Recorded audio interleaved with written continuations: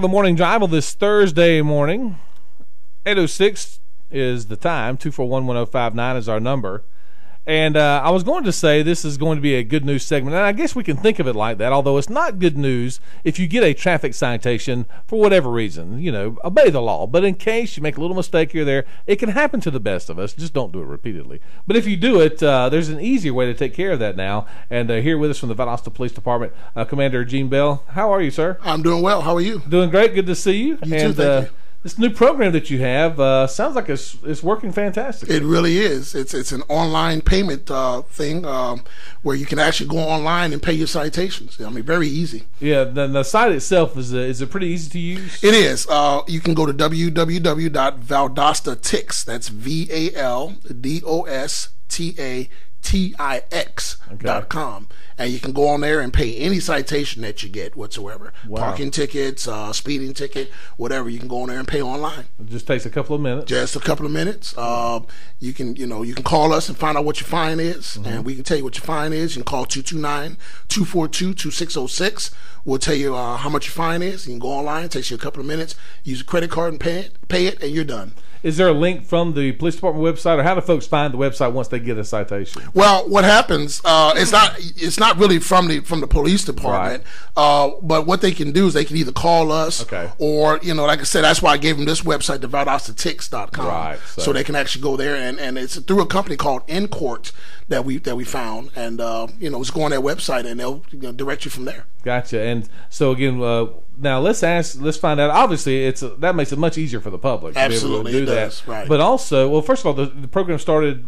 The program started. We actually got involved in the program about a month or so ago, at the end of December. And interesting, like I was saying earlier, we actually had our first payment in December. Denied the payment or declined the payment because someone was trying to pay a ticket that they had received from the Lowndes County Sheriff's Department, which obviously we can't take. Sheriff Prine said, "I don't want that money." Yeah, he'd have a little problem with that.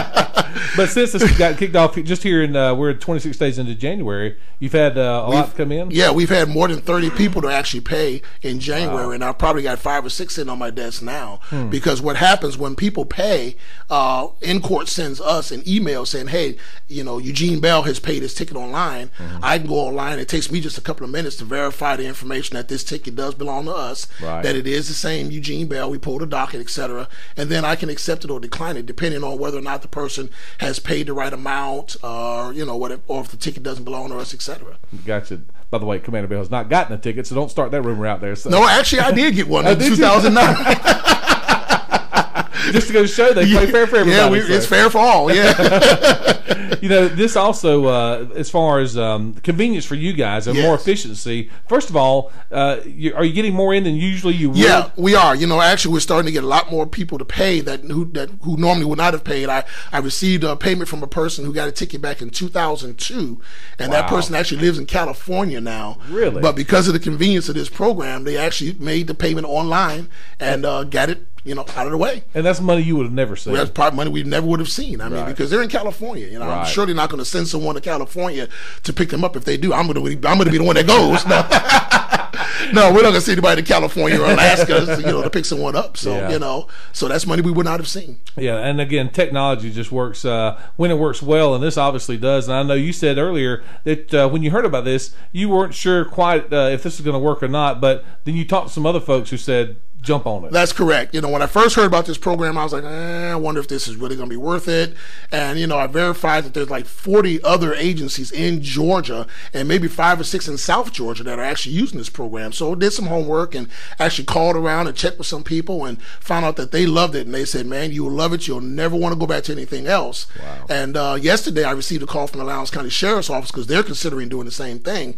And I told them the same thing. I says, wow, where has this been all my life? And you guys will love it. I told them, listen, I'll come over and help you, get it started. I mean, it's just wonderful. It's magnificent. And I would bet that in the next couple of years, this would be the rule, not the exception. Absolutely, it'll be the norm. I don't even give it a couple of years. I'll guarantee you by the end of this year, it'll be the norm. Because I mean, you still have people that walk in and want to pay the ticket face to face. You still have people that want to mail it in. But it's so much more convenient. If I'm in New York City and I got a ticket, and I said, wow, I forgot I got a ticket, and I got to get it paid before my court date, all I've got to do is go online and pay it, and it's done. And here's the other good part, and this is really wonderful to me. If you don't have access to a computer or you don't have access to email, you can still do this by calling 1-800-701-8560, and you can still use this program and pay your ticket online. Just pay it over the phone. Pay it over the phone. Just like you're ordering something from online. Absolutely, like you're ordering a pizza or something. Wow. That's right, yeah. Technology is a wonderful thing. It is, so. yeah. Now, you probably got this question before. Valdosta State tickets. They can't pay those online. No. If you get one of the Valdosta State University tickets, I'm talking about the ones that the students give. Right. No, you cannot pay that online. Yeah. No. Now, if Valdosta State University decides to adopt this program, more than likely you'll be able to do that. Right. But no, don't send any Valdosta State University payments to us or Lowndes County payments to us or anything like that. I want to make sure that's clear. And I know before this, obviously, people had to go to the police department and pay their tickets. So this allows your staff there, and they do a great job of being able to focus on what they're supposed to be focusing on. Right. And not that they're always friendly when they deal with people who come in, but it frees them up a little bit. It does. It makes it to where we have fewer people to come in, because most people who come into the front lobby at the police department are there to pay citations, fines for citations. I've been there. Yeah, I have too. So, it actually frees us up to where there's not as many people coming in, because you've got this technology where they can pay online. Yeah. So. You know what? Again, we're speaking with Commander Eugene Bell from the Valdosta Police Department. Again, what we're talking about is paying your tickets online, and if you have a ticket or get one, www.valdostatix, that's valdostatix.com, and that'll tell you how you can do it very conveniently, very easily. What I hope one of the fringe benefits from this, Commander, is that people use this website to pay their tickets, and that in some way that gives them a better feeling about the police department, because I really do think, and you guys do a great job of being out in the community and doing outreach programs. Thank you. Because and we had that with the with the kids you took the Christmas shopping. We had those guys in here last month, and that was a great story about that young man.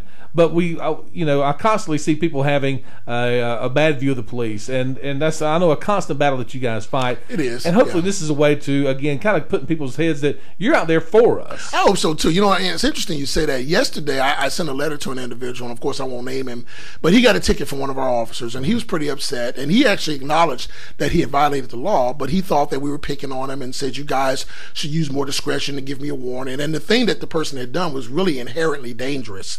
And so in the letter that I sent to him, I explained to him, I says, listen, we are not in the business of punishing people. Traffic citations are not punishment, okay?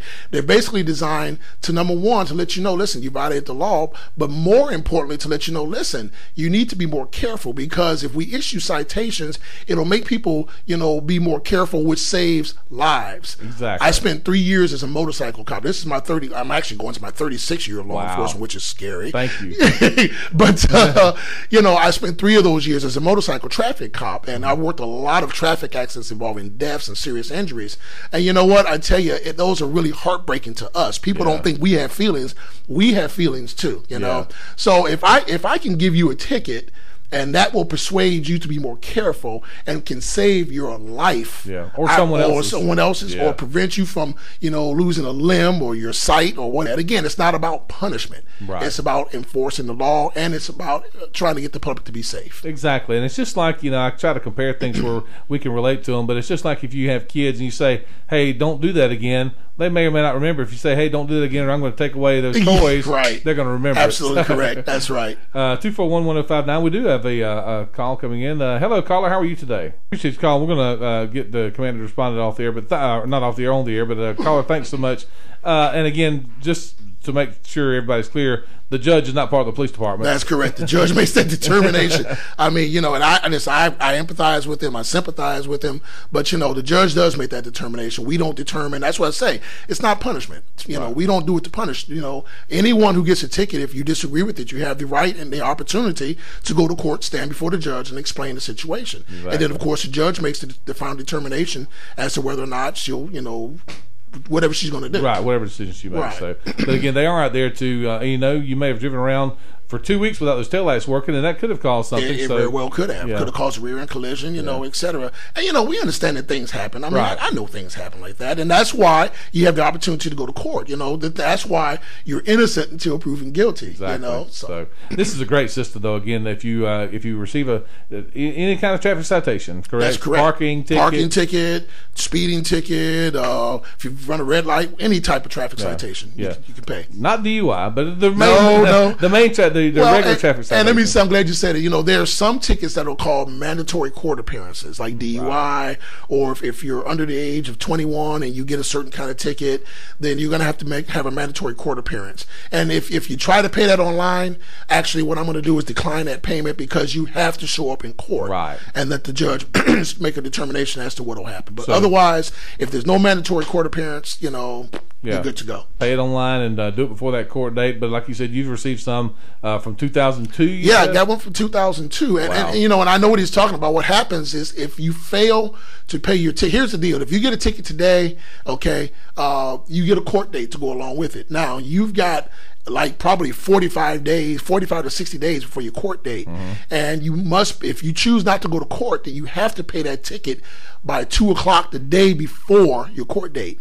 If you don't do that and then you fail to go to court, then you get a $260 contempt of court fine that's assessed against you by the municipal court, not the Valdosta Police Department. Right. And so that's what he's talking about. Gotcha. And at that point, you have to pay that. But even then, if you pay that, we still will offer you an opportunity to go to court, talk to the judge, and say, listen, judge, in his case, I forgot, things are going on, I don't have a job, whatever.